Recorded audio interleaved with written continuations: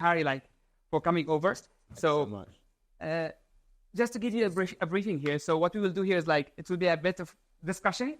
So we'll hear from Harry about his expertise, what his vast experience on marketing for the last 16 years. But however, we open it for all of you to ask. So don't wait until the end to ask any question. If you have any questions, just raise your hand, ask it directly. Okay? So it's just open discussion between all of us. That's good to you guys? So any one of you have any problem with taking pictures? We will take some pictures. So anyone have any problem with that? Just, it's a bit disclaimer.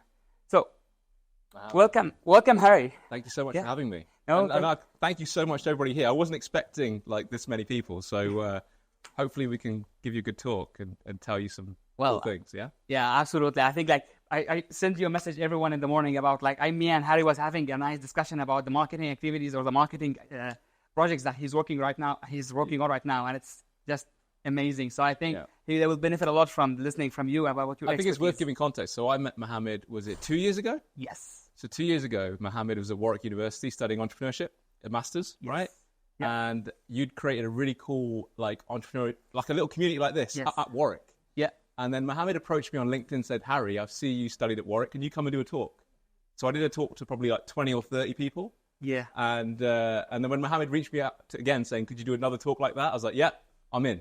Bring me here. So no, thank you so much for having me. Thank you for coming over. So now you have I have put a little bit about your expertise, which is 6 years of experience you have working on marketing for all over that time. So can you just give us a bit of briefing about how did you start with marketing and how did you go until we reach out starting your own business?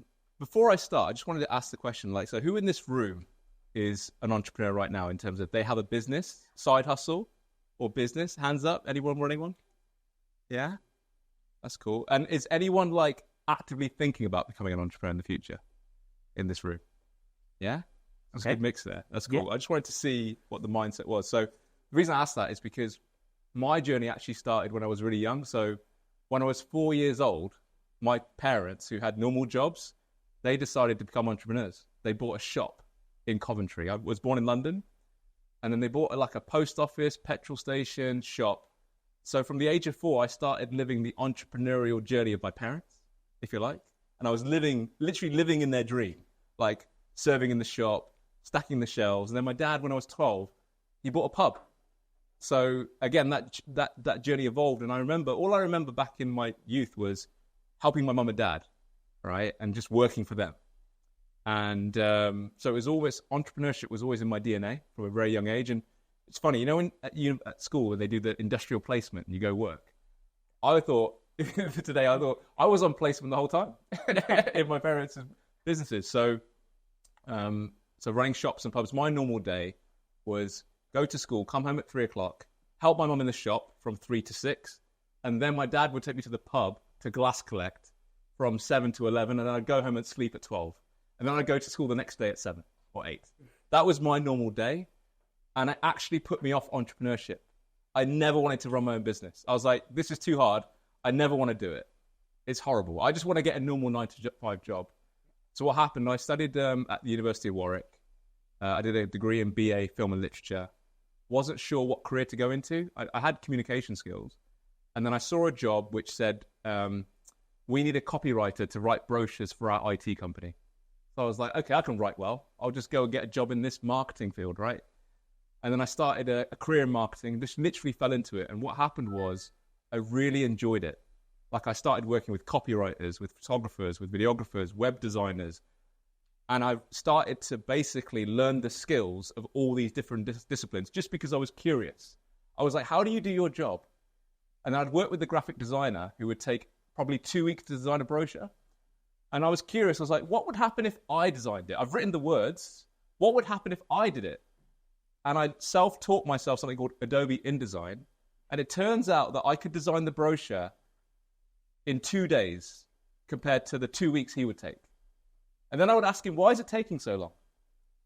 And then I'd have those kinds of debates with people. So I was just passionate. I got a real passion for marketing and communications. And so I spent from 2008 all the way up to 2019, I spent that period of time marketing for in-house brands.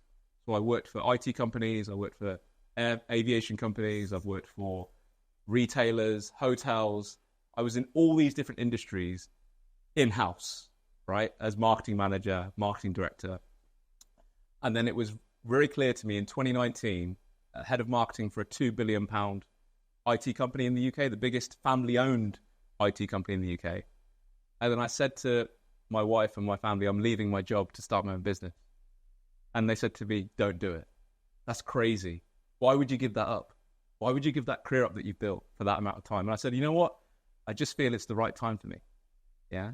And at that time, I had a big mortgage, I had a nursery bills, I had all these things. September 2019 it was. Just before COVID as well, which we didn't know about. And then basically, I turned my employer into my first client because they basically said to me, Harry, we don't want you to leave. We'll just give you more money. Stay. And I said, I can't do that. I just really need to do this. I'm not leaving for a competitor, which most of the other employees did. So what happened was I basically said this. So the CEO, literally in the CEO's office on the last day I'm there, and I draw a proposition and I say, I can do this for you for X amount a month, which was double my salary. Right, as a limited company as well, so you get all those tax benefits as well now. And then they signed for 12 months. So I turned my employer into my first client for my agency. And that was the moment I knew that was the best decision I ever did. And then that journey evolved. So for 5 years now, I've been running a marketing agency, pretty much solo, working with I could have employed people, but what I decided to do is work with experts in their space. So people that have got hundreds of millions of followers on Instagram, massive, great track record in their space, whether it be in video or photo. And these people all run their own businesses as well. So they would never want to be my employee, but I can work with them. So over the last 5 years, I've run my own marketing agency called Woodstock House. And that's me going to a brand saying, this is what I think you should do. And this is how I think you should do it. Yeah. No investment, no funds, just pure selling and then doing. Yeah. So the reason I share that is because everybody in this room could do the same. Oh, that's pretty great. That's really amazing career, man. Since you started your company, I remember you start working with multiple brands like Gymshark or UEFA, our Turkish airline. And I'm really interested, how did you approach or how did you get such a client like Gymshark, for example, to be working with you? That's a good story. So Gymshark's an interesting one. I've been, you watch, in marketing, obviously I'm going to be watching companies and looking at, whatever you're interested in, there will be somebody doing it at a high level. If you're interested in football, you're going to watch Messi and Ronaldo, aren't you? And think, how do they do what they do? And you're going to study it. And you'll be like, how can I take that into my own game? So when you look at companies like Gymshark and other brands, they are at the highest level of social in terms of got 20 million followers. That story is great because it's only a 10-year-old brand and it's gone from 0 to 500 million turnover in 10 years. And it's kind of really taken the space of physical conditioning and mental conditioning and winning a community around that, right? And it was done by a guy who was 21 years old and he's now 30. And I've interviewed him as well, which is great. So Gymshark was interesting. So I wanted to work with Gymshark. I really wanted to work with that company because I knew it would elevate my mind as well as I'd give them ideas. So I basically, how many of you are on LinkedIn? May I ask? Hands up if you're on LinkedIn right now. Everyone's on LinkedIn. How many people post on LinkedIn? Okay, so you're all kind of watching, right? And that was me as well. And I think I was like you because, when you're employed, you feel like, if I say that, it might annoy my employers. But as soon as I became independent, the reins were off. I could just say what I wanted to. But with LinkedIn, in my world of B2B, everybody I want to work with is on LinkedIn. Everyone. Now, historically, people are on LinkedIn to get a better job, right? Historically, they were on there to show their CV, to show credibility that I've worked here and, it's kind of like a public space. But they weren't expecting a message from me, right? And my message was, so there's a guy called Noel Mack, who's the chief brand officer of Gymshark. So I knew that's the guy I need to meet to work with Gymshark. That's the guy I need to get in a room with. So what I did is the complete opposite to what most people do. They just go message and send something rubbish and it doesn't get a response, right? What I did is I started researching and I started listening to all his podcasts. He did and his blogs, and he did a really good podcast with Shopify. Shopify is like the platform they use to sell all the clothes, right? So they were talking, and he said something really interesting. He said, Harry, when he was talking, it felt like he was talking to me. He said, Gymshark doesn't have the ammunition, the funds of Nike, Adidas. It doesn't have that money, right? It doesn't have that revenue, right? We can't waste money. We are looking for the biggest hacks on the planet to win. So if it's a boxing match, we can't punch. We have to kick someone in the balls. We have to do something to win, which is outside of the rules of the game, all right? So he used that word, the hack. They're looking for the biggest hack. So when I approached him on LinkedIn, when I DM'd him, I said, hi, Noel, I love Gymshark. I love everything you do. I have the biggest hack for you on the planet, and it's called this. And at the time, I was working with a page called Puberty, which is on Instagram. It's like a theme page, which is got a massive following of, I think at the time, it was like 20 million followers. Now it's got 38 million. And it just posts memes, news, lots of things where people, it's almost like the engine of the internet of culture. So I was like, no, I've got the biggest hack for you. It's called Puberty. I would love to meet you and make noise, like do something which gets attention for the brand. And then literally probably the moment I said that, he responds and says, Harry, you need to meet my head of social called Alfred. I'll set up the meeting for you. Right? So that guy, he told me, I get thousands of messages every day. And they're all rubbish. Yours was the only one I responded to. Because I made something relevant for him. Yeah, I knew what he needed just because I listened to what he was saying. And that's actually the story in a nutshell for all marketing, for every business that you guys are thinking about or working on. Just listen to the customer. My customer is Noel. Your customers are out there. Listen to them and then say something to them that resonates and get in that room. So anyway, cut a long story short, got in the room with Gymshark, worked with them. Yeah. And it took a few meetings. It took like 4 workshops. But what was interesting to Gymshark, you know what they said to me? They said, Harry, you work for Puberty. We want to build our own Puberty. We want to build our own meme page.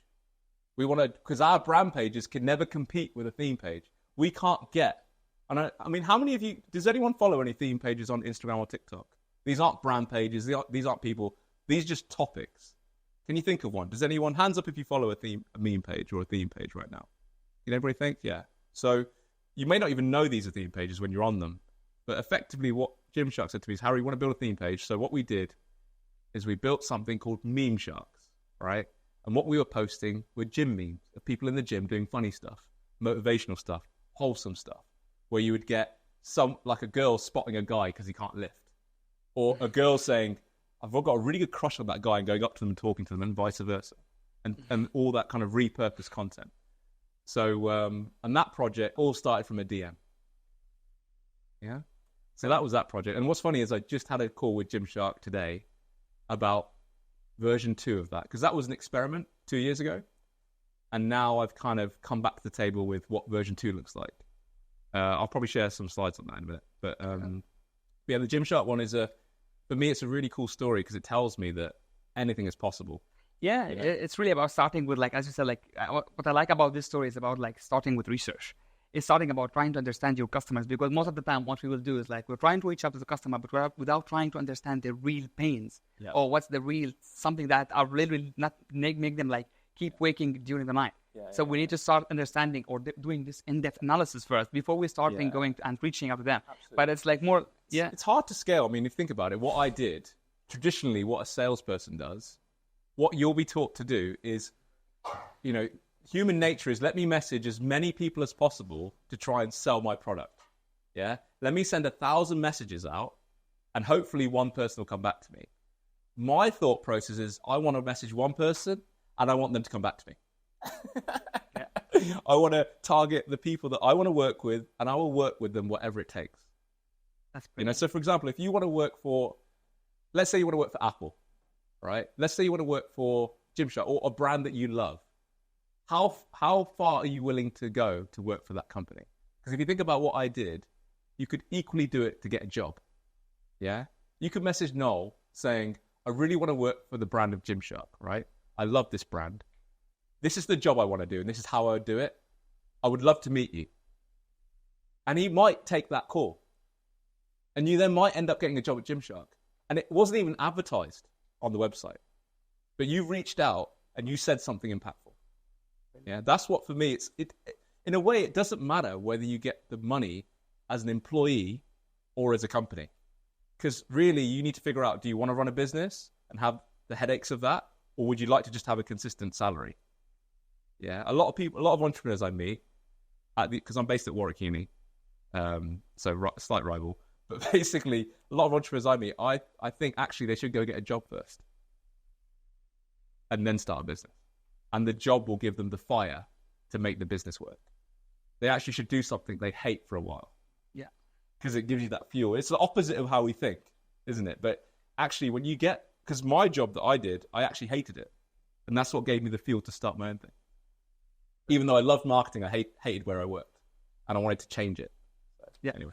Now, that's a brilliant story, but I would like to go more into the nitty-gritty of marketing and how you can do that. So in the morning, we were sharing about a new Instagram profile that you have built in 2 months to go from 0 follower to 660K follower in 2 months time only. Yeah. So I would like more to understand what's the what's the insight, how can you build that, and how can if any of our audience or us would like to build a business, how can we build audience such as this? I'll go to that. So basically, my company is called Woodstock House, and I founded it 5 years ago.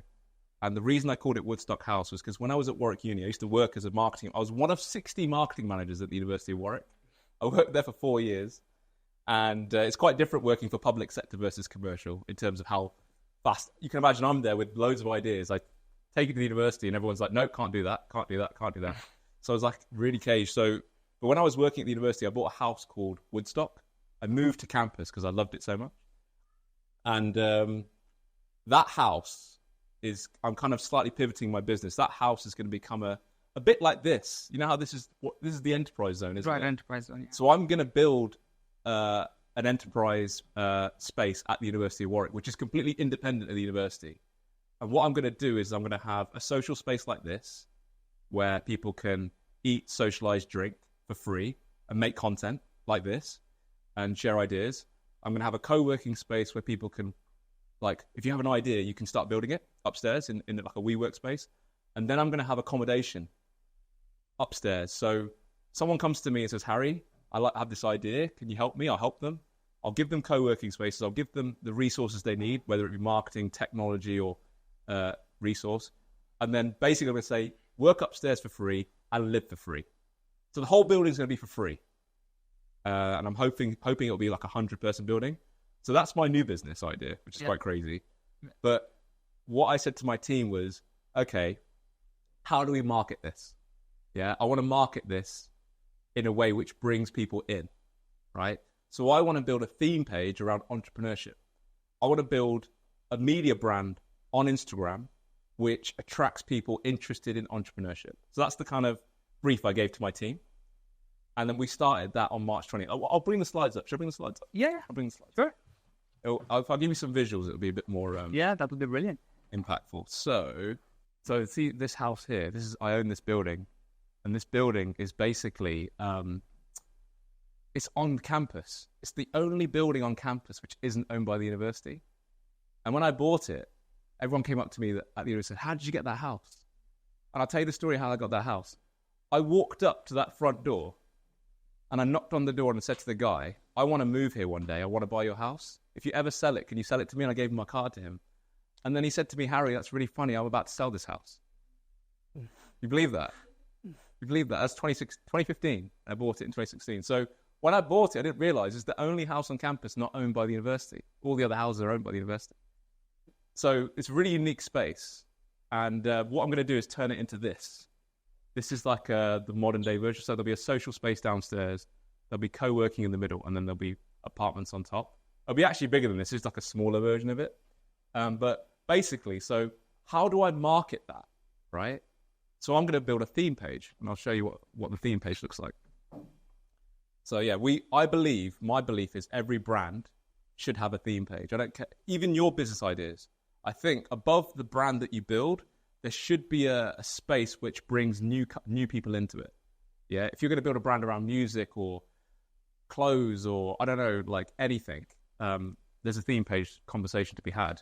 And so this is one of the theme pages books on. It's called ChatGPT Tricks.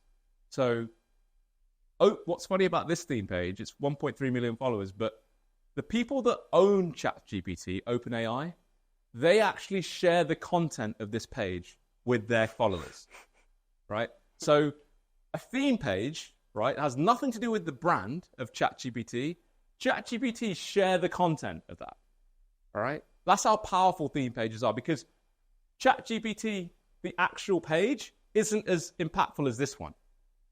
That shows you how powerful theme pages are. And if you look at theme pages in general, right, like these 3 pages, right, this one's called How Everything Works, Explaining the Universe. These pages were made in March 2024. They're like 2 months old, right? And they've got 4.2, 3, 2.3, 1.6 million followers. And if you look at these theme pages, they're more humorous. Physics, weather, people called Karen who like do silly things, how songs are created. All these, again, these are only a couple of months old. So what's happened with social is if you create good content, it finds an audience. You've got to do it in a certain way, but organic content, organic reach is the king. Yeah. A lot of brands do you'll see sponsored posts. When I see a sponsored post, I go past it. I don't look at it. That's what I do. I can imagine everybody else in the room does the same thing. But theme page content, you look at. It's a completely neutral space. And so what happened was in March 2024, what our team does, which is unique, is we A/B test. So we basically got 10 names. So the handle on Instagram, and we had 10 of them. And there was one that was called Entrepreneur Being Entrepreneur.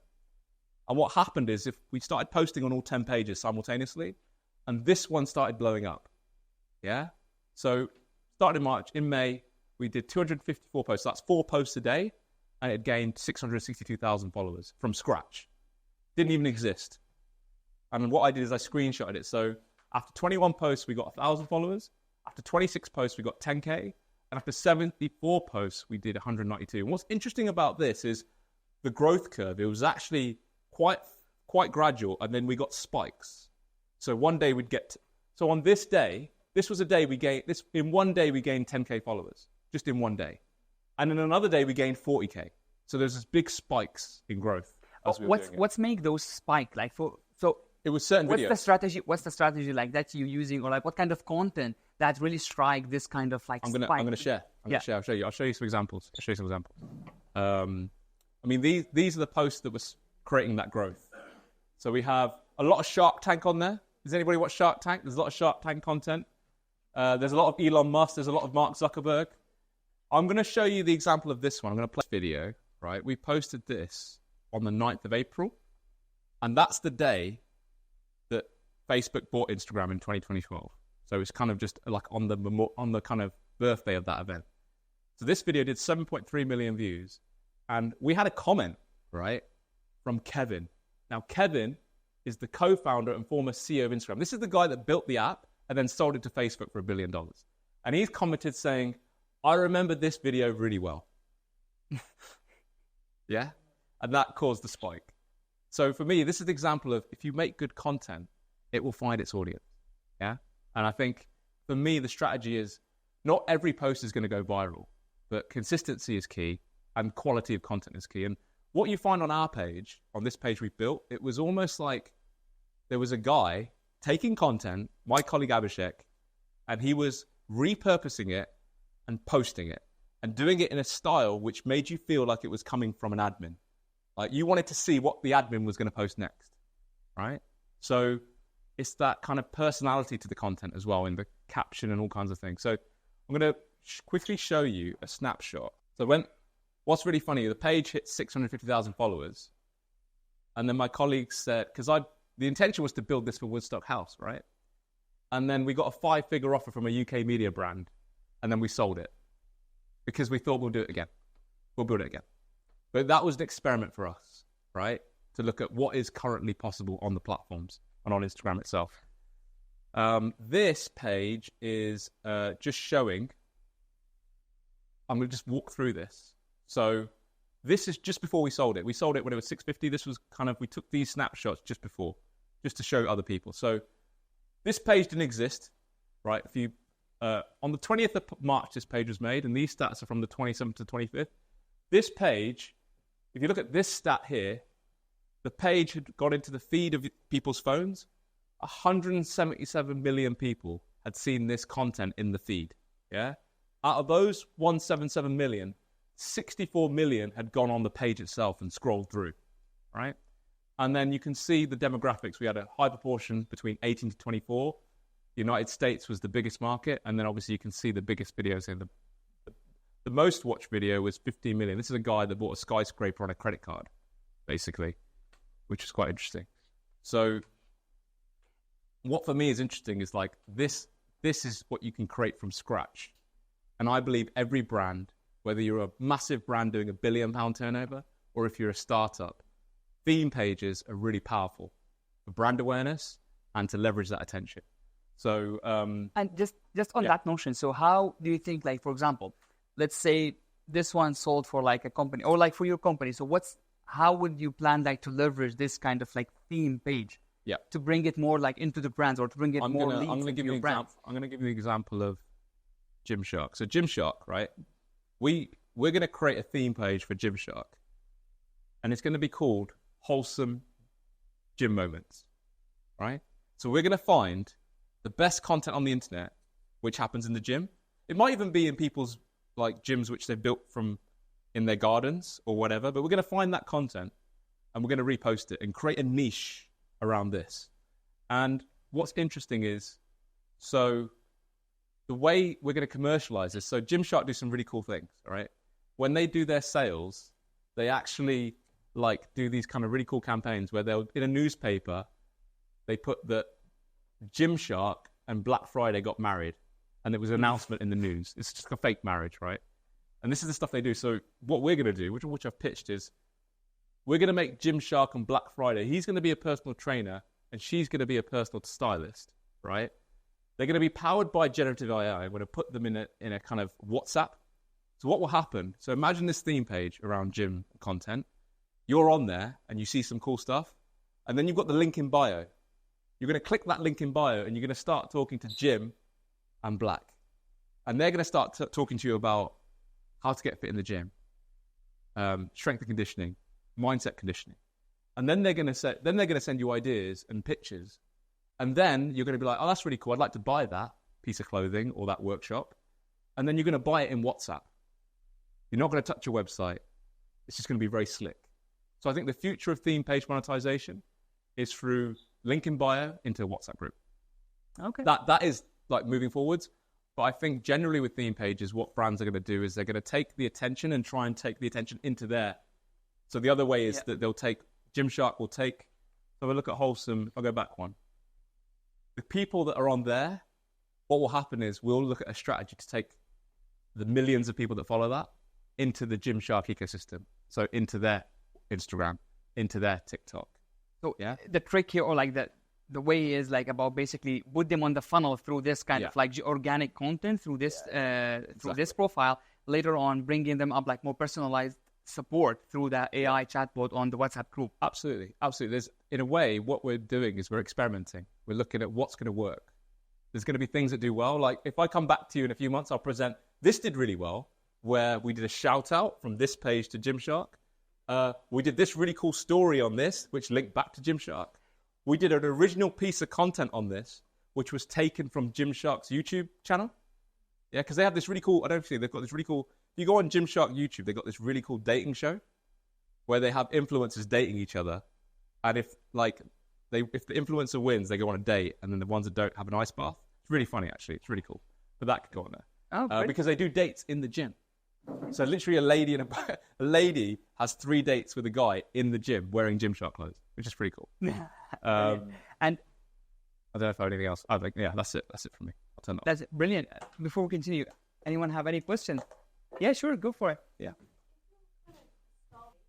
Yeah, this is the thing. I think you've got there's almost like the way I look the market is. It's like it's 2 doors, isn't there? There's the door of the personal brand and the door of the brand page. So you might follow an individual on LinkedIn or Instagram, and then they might be pushing themselves, their face, right? And then they push the product. There's a lot of that. There's like the personal brand first, and then build the business off the back. Yeah. which is kind of what I did, to be fair. I think it's almost, the theme page is almost the hybrid of the two, if you like. So, personal brand is one where you've got that person.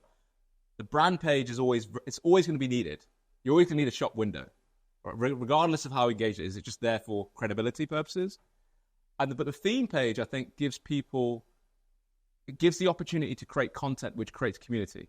Yeah, and it's like a space where, like, I would argue, so Gymshark as a brand, it wants to win everyone, right? So the theme page is actually targeted at everyone that doesn't follow Gymshark right now.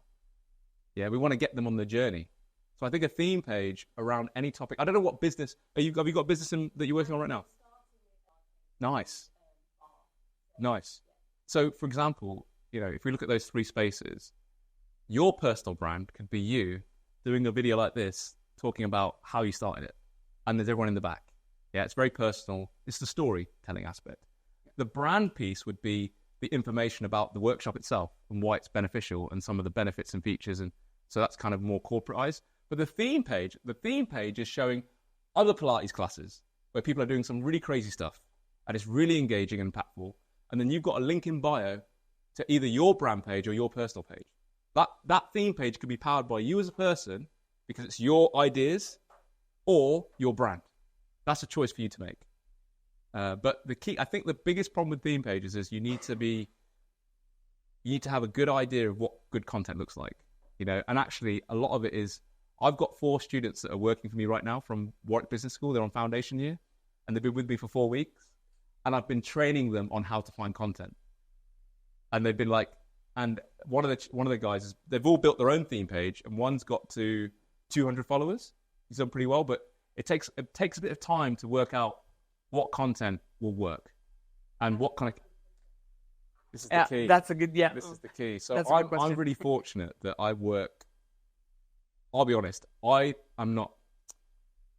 think I'm good at making content in terms of videos and obviously speaking in audiences, but I wouldn't call myself a theme page expert. What I do is I work with the experts. So, for example, I work with a guy called Abhishek Singh, and he's built multiple theme pages. Like, his track record is crazy good. So when he sends me a piece of content, I'm like, wow. I don't know how he does it. I can reverse engineer. He basically puts the right headline, the right captions, and the right caption in the thing. So it's kind of it's almost like Mozart. It's almost like art, if you like. So I kind of work with the best people. But if you can't afford to work with the best people, I think the key is to basically find and do it yourself. For example, I have 6,000 followers on LinkedIn, and that's purely from me organically posting. Yeah. And doing collabs and doing stuff. So, for example, on my LinkedIn, if you all follow me, what you'll see is a clip of this talk on LinkedIn that I post. All right. And I'll choose the headline, I'll choose the title, and I know what works because I posted. So I think for me, the biggest barrier to doing this is just posting. And what I find is people are very, very scared to post. Generally, the market doesn't post, right? Like on LinkedIn, there's 1 billion users on the platform and only 1% post on there. Yeah. And it kind of reflected, because when I asked everybody on here, only 1% of the audience put their hand up. So it's reflective. And I think the biggest barrier to success for all businesses is figuring out how do we post and what do we post? And how do we do it consistently? Yeah. And if I'm not good at doing it, can I work with someone that is? Can I get a co-founder? Can I work with another person? Because you're going to need that in your business. Yeah. Even me, I need someone following me around just to film me, just to post it. That is the big, because someone will see the video on LinkedIn and then they'll DM me saying, Harry, can you come and see us? That's my world in a nutshell. So whatever your world will be, you need to figure that out for success. And unfortunately, if you don't figure it out, you will get a job instead. Yeah, but it's as simple as that. Because you need every business, the money's the oxygen of the business, right? So, and I say it to my wife, like, if it doesn't work, I'll just go get a job. Yeah, and I'll tell the job what I've done. And what's great is what I've done is I can share that. And they'll be like, wow, can you do it for us? So you're winning anyway. Yeah, so really with the entrepreneurship thing, whatever you do it really well and get some amazing stories that you can take to people. That is the game. Yeah. I think what you have mentioned was really interesting about like what is the good content is like, and I think the idea is like, as you mentioned, like when the example of entrepreneur being an entrepreneur that you have done like 10 different like profiles. 256 posts there. Yeah. Yeah. And from scratch. And it's hard because you've got to find the content, then you've got to choose the right caption or the headline, then you've got to choose. It's hard. It's not easy. Yeah. None of it's easy. I mean, at some point, I think you could train AI to make the content. I think that's going to happen. Yeah. Yeah. It's still not going to be as good as a human being. But I think at some point, I may come back in this room and say, look, you can use this chat GPT to make your theme page. You still might need some human intervention in it, but it probably is going to get easier. Yeah. But you have like a really key element you've mentioned, which is about the A/B testing. So you have done like 10 pages. One of them like have like blown up like, and like achieving the success. But from the other 9 that haven't succeeded. Exactly. So is there any kind of like things you notice that make them not successful or like failing in comparing with the one that have like blown away? It's a good question. I think it's just pure. There's an element of luck to it. I think there's a big element of luck. Okay. It just depends on because you want the platform to take the content and send it to everybody. Yep. So it needs to perform well. Like for example, I'll tell you what, LinkedIn. In LinkedIn, when you post, right, in the first 60 minutes, the performance of your post in the first 60 minutes dictates what it does in the next 6 hours. So in the first 60 minutes, if everyone in this room likes my post in the first 60 minutes, it will go viral. If you start commenting, it will go nuts, right? Because when you comment on someone's LinkedIn post, it goes into your own feed. So for example, if you comment on my post for this event, everyone that follows you will see it, right? So comments and shares are really powerful. And in LinkedIn, in the first, I think it's in the first 6 hours dictates how it performs over the next 48 hours, right? And that's the same with Instagram's the same. It's all about the platform. If it sees it's good content, it will share it with everybody else. Yeah. All right. So really our job as entrepreneurs is to figure out, and this to your question, what content should we make? How do we figure that out? You know, how do we create a system to doing that? The 10 pages, if I look back, because I wasn't working on it as closely as my colleague, but I think we tested different content. But the content was all in that similar style. Black and white, video in the middle, and it was content that my colleagues could make consistently. Yeah? It was in a zone. So I think for you guys, it's like, what are you good at posting? Is it going to be a video? Is it going to be a picture? Is it going to be words? What can you guys make which doesn't feel like work? Yeah, what is that? And then how can you then post that and just see what happens? Yeah. Like, for example, you could all tomorrow post about this talk and how you found it. You could say, Harry was full of crap, or actually, I got something decent from it. Yeah. And you could share that, and then you could see what happens. What will happen is if you write something compelling with a really cool headline, you're gonna get reaction. Yeah. And then you're gonna get people commenting. Right? I completely agree. And the best post I did on LinkedIn wasn't even like about me. It was about a campaign. So what I do is I look at marketing campaigns and I'll share them on my profile and I'll share why I think they're really good. So there was one done by a mobile operator in Switzerland. So, you know, on your mobile, it shows you your network, if you're on O2 or Vodafone or whatever in the corner. This mobile operator in Switzerland changed their name to Roger. And they did it in tribute to Roger Federer when he retired, right? And I just said that's a really cool campaign. That's a really cool way for the brand to kind of do something quite wholesome. And that post did 500,000 views on LinkedIn. It went wild. And what happened in the comments? What's really funny, because comments are the gold dust, right? In the comments, someone said, Harry, I've seen this before. They do it all the time in Dubai. Because in Dubai, all the mobile networks changed their name for whatever festival's going on. So now I've realized that company took that idea from the Middle East. And that came from the comments, right? So in a way, like, yeah, I think everybody in this room, whatever your ideas are, whether it's getting the best job in the world or getting the best job you want or starting a business, you've got to use social media and you've got to figure out how. It's as simple as that. And, you know, just don't watch so much Netflix. Just whatever you do that sucks your time, whether it's doom scrolling or you've got to literally just put your thing down and think, I want to do it. I'm going to do anything it takes. And it will be the best feeling in the world when you do it. So, for example, when the building that I want to build, everybody says to me, it can't be done. You can't build that building. How are you going to put 100 people to live, work, and socialize? How are you going to do that? That's the equivalent of putting everyone here in a building to live for free. And people are telling me it's not possible, but I'm going to make it possible. Because I'm going to make loads of content and sell it to Netflix. They're going to pay me. They're going to pay me for the episodes. So yeah. Any more questions from the audience? Yeah, go for it. Go for it. So I think this is where it gets interesting. So for me, in marketing, we spend a lot of time making these messages, right? Yeah. We spend hours trying to think, and historically, actually, what happened historically, I would sit in a marketing department with a team.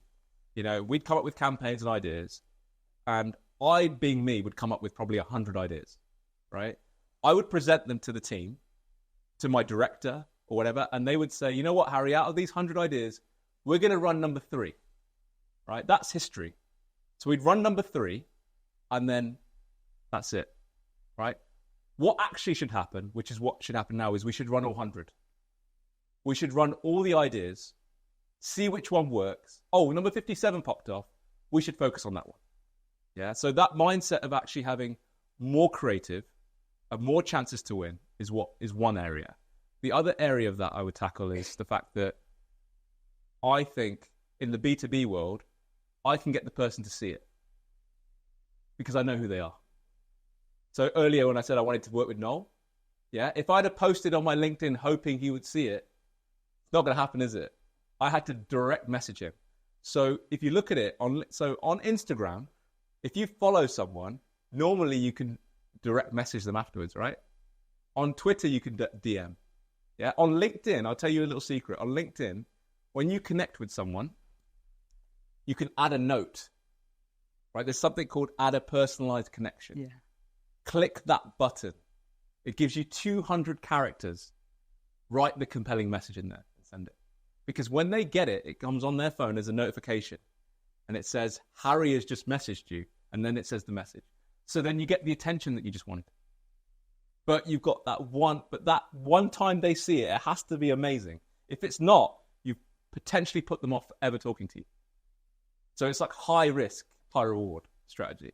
But in the B2C world, I think for me, if you've built the messages, you've got to put them in a way which is going to have the maximum ability to go wide. So for example, on Entrepreneurs Being Entrepreneurs, we put that content in a style which will get maximum engagement. Yeah. It's done, if you think about it, it's no loads of animations. It's not lots of busyness. It's pure storytelling. Yeah. And pure kind of easy to consume. And it's valuable. It's giving some value to people. So I think in your content, if it's not working, you have to change it. And you have to keep changing it till it works. But that means it's just a lot of work. Yeah. Yeah. Jay? That's the way. Yeah. I mean, targeting, like, if you think about it, if I hadn't have got Noel, I would have gone to people that work for Noel next. I wouldn't have given up. I would have gone to his manager or his PA or someone. And equally in that scenario, you can go, if you want to work with that person, who's influencing that person? Absolutely. There's literally, really, for success, it's only your mind that blocks you. It really is. Like, for me, like, if you think you can do it, you can do it. If you think you can't do it, you can't. It's really just that. Like, if I think I couldn't do this well, it would be boring, you'd all want to walk out, and it would be over. If I think I can do it well, I will. And in my thought, I'm like sitting here thinking, I'm going to make sure everybody gets something valuable from here. I'm going to try. If one person can go out and start posting and build a really successful business, I've won. Yeah. So that's kind of, it's a lot of it is mental. Any more questions? Yeah, Sophie. Yeah. So it's funny, actually. I spent 2 months working with a property developer recently called Anthony Deville. He's working on $500 million of property in Birmingham, and he wants to grow his profile and his company profile. So we actually did, it's not obviously it is real estate. So we actually created a theme page called Best Clips in Real Estate. And I'll share that. Yeah, if you look on Instagram, it's called Best Clips in Real Estate. We've only posted one video on there, and it's of a guy called Ryan Serhant. Is a really good real estate broker in America, and it's the story of when someone tried to buy one of his listings with Bitcoin. All right, and the Bitcoin that they were trying to buy it was like worth 10 million. Right, if that transaction would have happened, the person who had that Bitcoin would now have £1 billion in Bitcoin. But they obviously didn't take the Bitcoin at the time. So to answer your question, I absolutely think it's possible. I think you build a page called Best Clips in Real Estate, because the colleague that I was talking to, it wasn't right for them, but I definitely think it's right for somebody. And you basically create the content which attracts the real estate audience. And yeah. Exactly. So you could have a carousel like that. And I think I'll follow up with you after this talk. But for me, if you dominate that space and you get your team really firing in that area, and I can kind of help you with sourcing content. Imagine that page, Best Clips in Real Estate, powered by your individual profile or your company. And then that's going to bring in all the leads that you want. Okay, granted, some leads are going to be from America, from India. You're going to get a lot of international. So there you go. So for me, that is the number one way you should do it. For me, it's a really good question.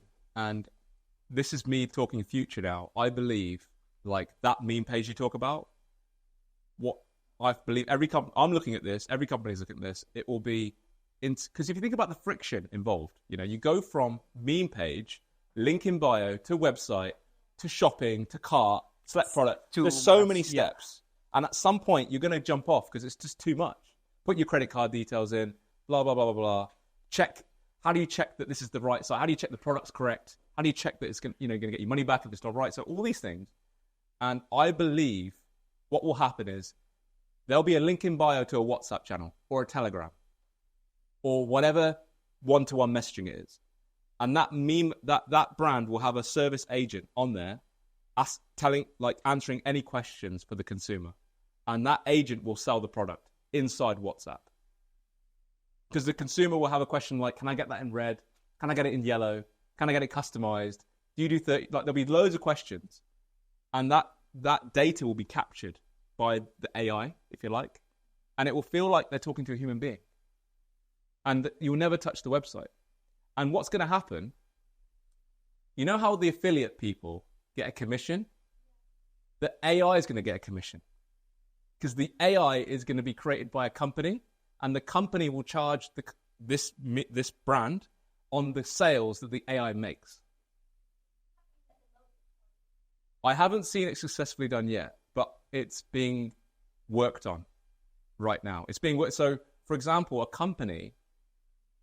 So the way that AI companies they want the company to pay them on a monthly fee per.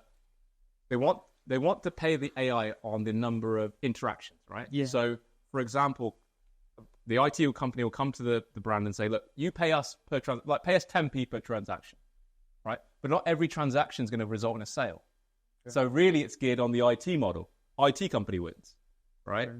But what actually is going to happen is the brand's going to win, because what will happen is certain IT companies, mine included, which I've got an IT division, will say to the brand, we don't want to be paid on interactions. We'll be paid on sales, because we believe our AI will sell better for you than a human being will. So for me, the responsibility of the business right now is build a theme page, right? Or meme page, run that, get people from the meme page into the link in bio.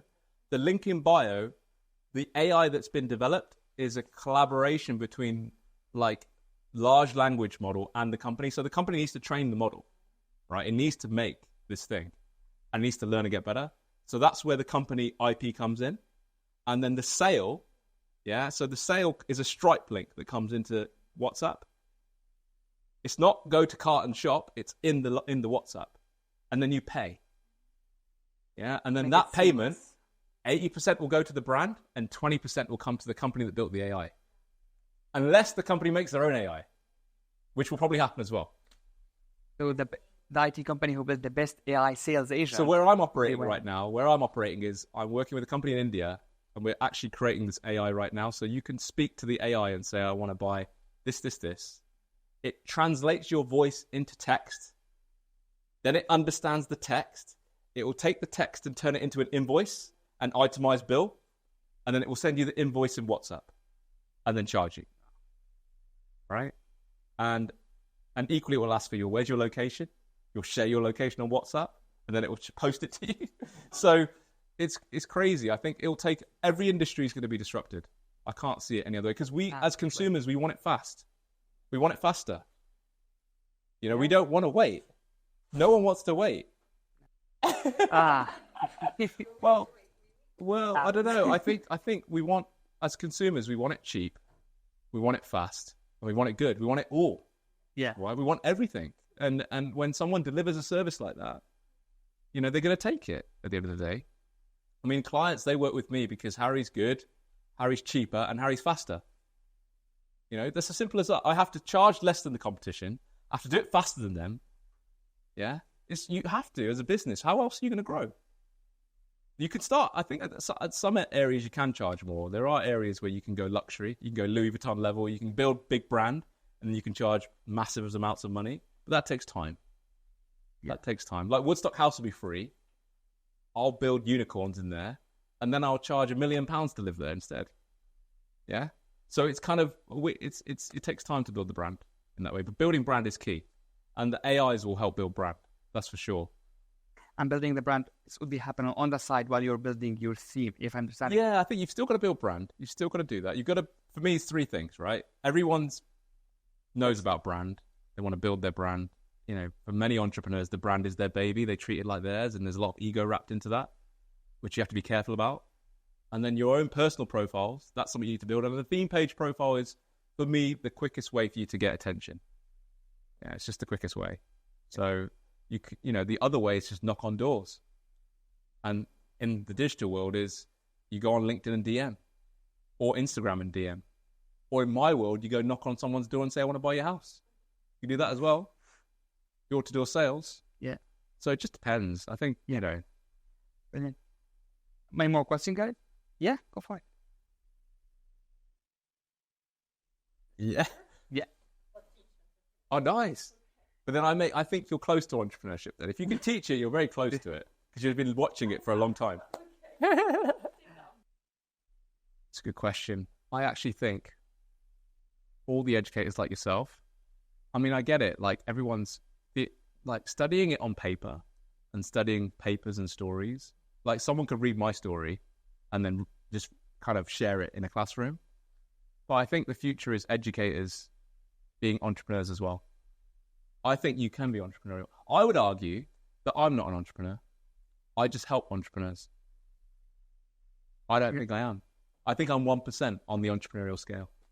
I'm not a purebred. I'm just someone that was always wrapped up in other entrepreneur stories. So I helped my parents, kind of helping them. And then when I started jobs, I was helping the CEOs. What was funny was, if I look back, every time I started a job, within the first couple of days, somehow I got into the office of the CEO. First company I worked for, the CEO, this guy who's got a family-run business, it's 2 billion turnover, he bought a camera as the LSR camera. And the marketing director said, Harry, can you go upstairs and show the CEO how to use the camera, please? So I go upstairs, meet the CEO, and then start working directly for him. And then the marketing director gets annoyed that, why is Harry with the CEO? That's my job. Right? And then in another company, it was always the same.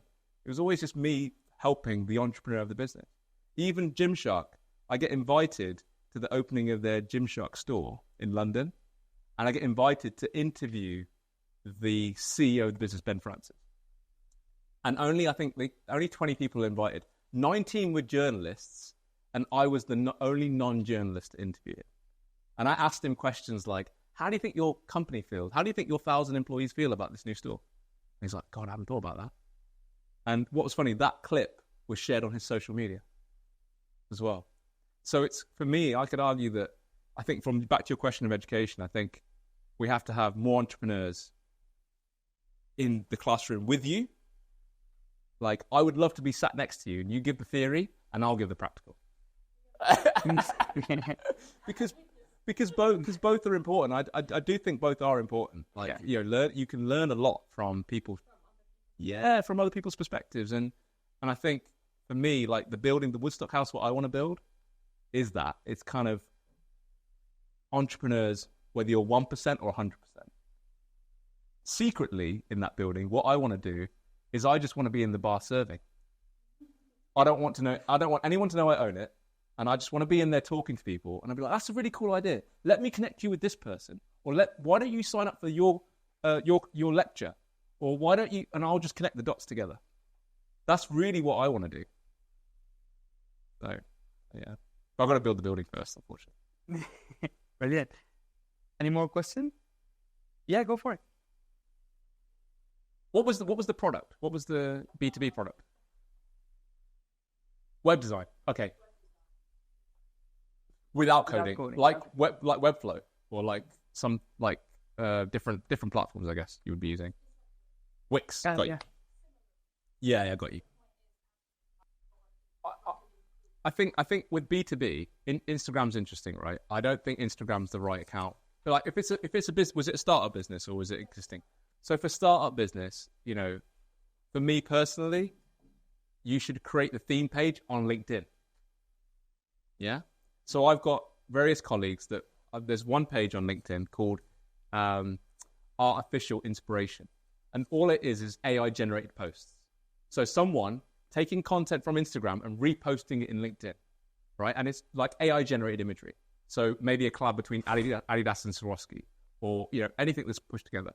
And that page is 150,000 followers after 1 year.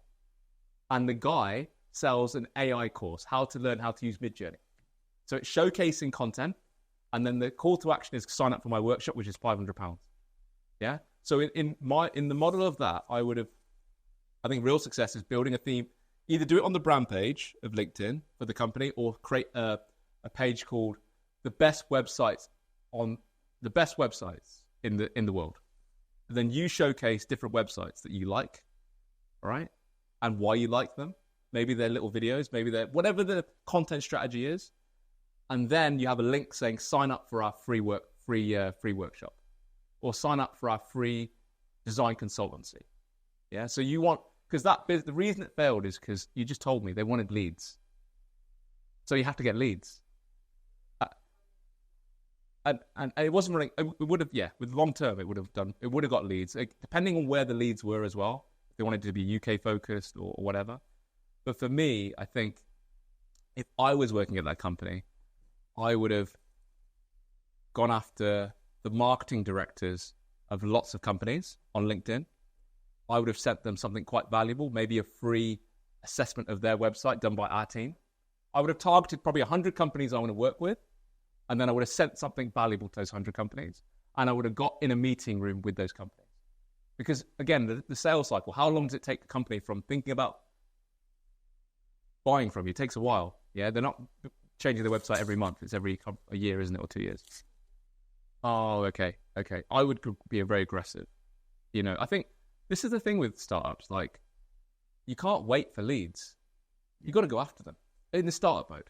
I think once you built the brand and once you've got, like you said, if they did Instagram for a year, yeah, that would have worked. But the thing is, the reason it's short term is because they want the leads now. They need the income. Yeah. So the thing is, then you have to switch strategy. You have to go after that first. But that business is reliant on doing great work with customers and then creating great case studies and stories. Because those customers, like I need a website, but why should I use you? I want to see the story of what you've done and the impacts it's made. Yeah, so you have to really think hard about that. I think for me, it's like, for example, I said I want to win Gymshark, right? That's my case study now.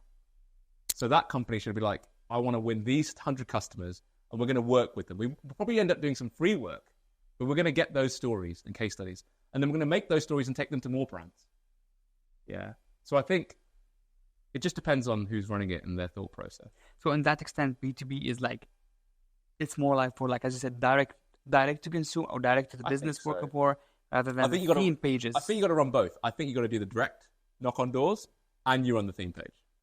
You do both simultaneously. It's a lot of work, but that's the nature of where we are. Like, key is, for me, you got to enjoy, for me in the marketing world, I think Jay has a question there, but for me in the marketing world, the reason I'm successful is because it doesn't feel like work to me. I could do it to 5 a.m. in the morning and I'd just get up the next day like nothing happened. So I think for everyone in the room, it's to figure out what would you do and it just doesn't feel like work. That's the secret. Okay. Yeah. Maybe. We have first Jay. So you have a question? Well, Possibly. I think it depends on, so if I'm going to go, think about it from the audience perspective, right? So a piece of content comes into your feed, right? And you engage with it, you like it, you comment on it, and it's highly likely you're going to now click to see the page it's come from and then scroll through. So you've got to think, what kind of customer experience are you giving to people on the theme page, right? You can be completely free with it and build it. You could build it basically for your audience. Yeah. It's very audience-centric. It actually has nothing to do with your brand in a way. But what I would then do, once you've got that attention, you can then slowly introduce your brand into it, right? You can run your own ads on there.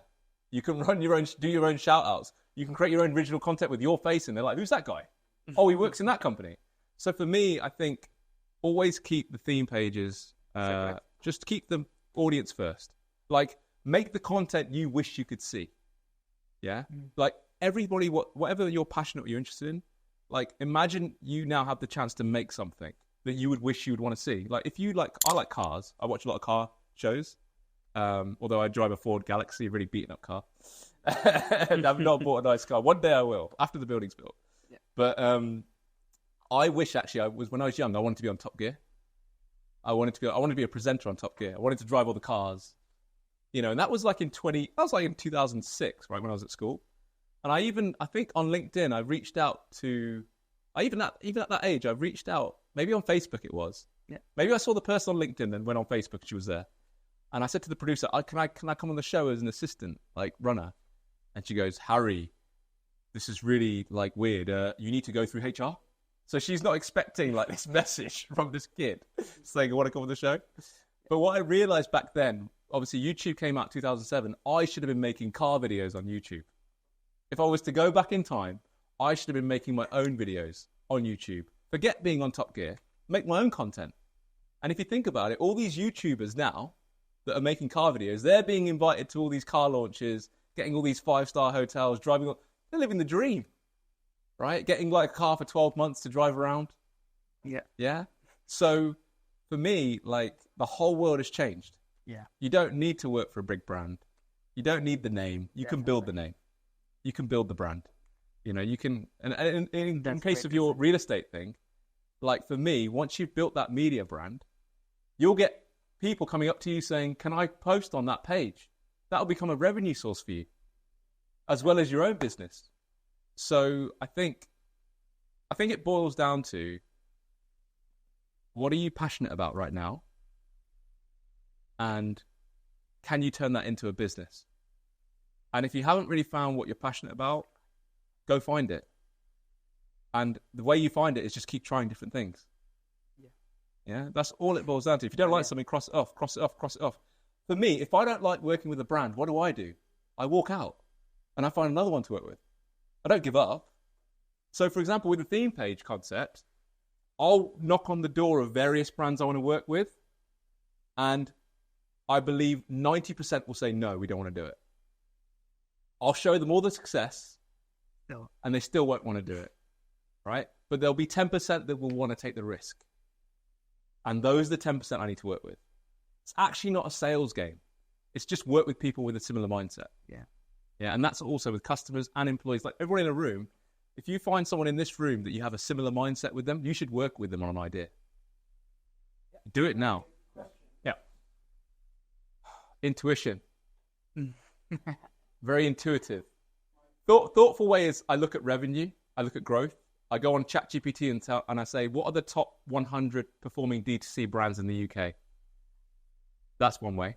Okay. And then I look at, what does their CEO post? What does their marketing director post? What do their employees say? What are they post?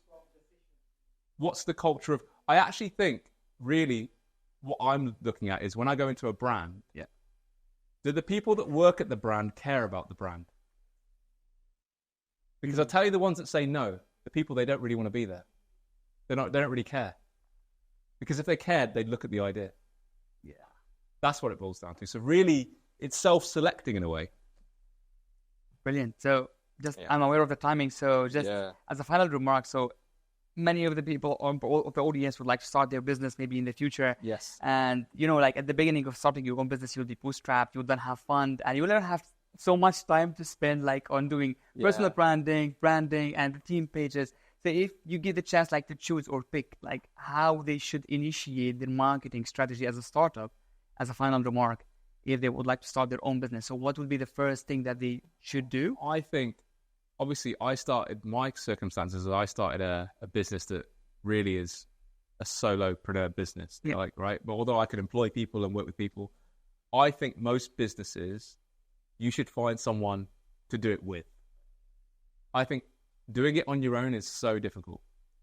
If I was to do it back again, like I'm working now with a few people, and I really enjoy that combination. Yeah.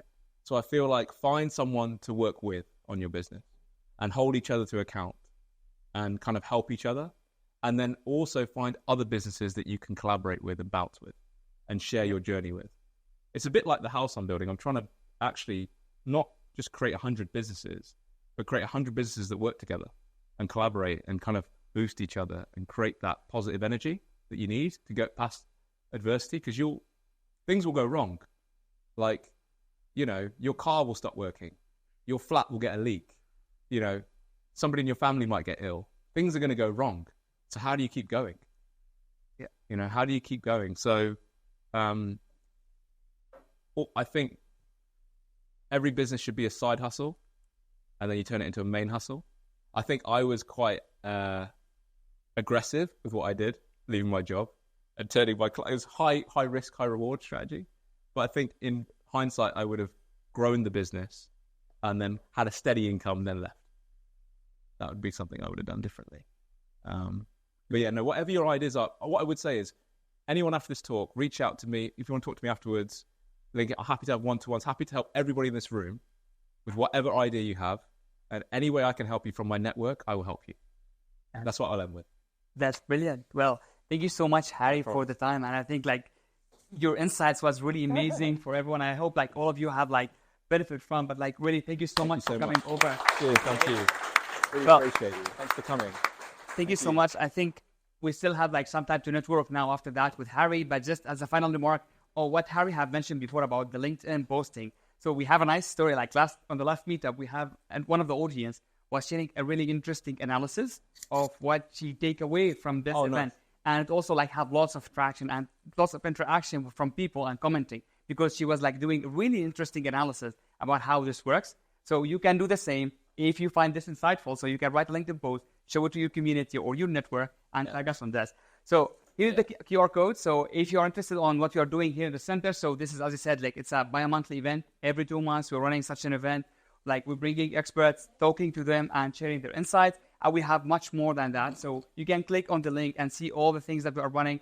If you would like to know more about what you're doing in the university, so come and talk to me and the team here, and we will help you on that. But thank you so much for all of you for coming over and as well. So thank you so much. You know what I'll say? Final thing. Whatever you want, message Mohammed and he'll get it for you. Like if you want a speaker from Nike or Adidas, this guy will make it happen. Honestly, just whatever you want, whatever you think that can help you, or even message me and I'll tell him to do it. Yeah. Thank you.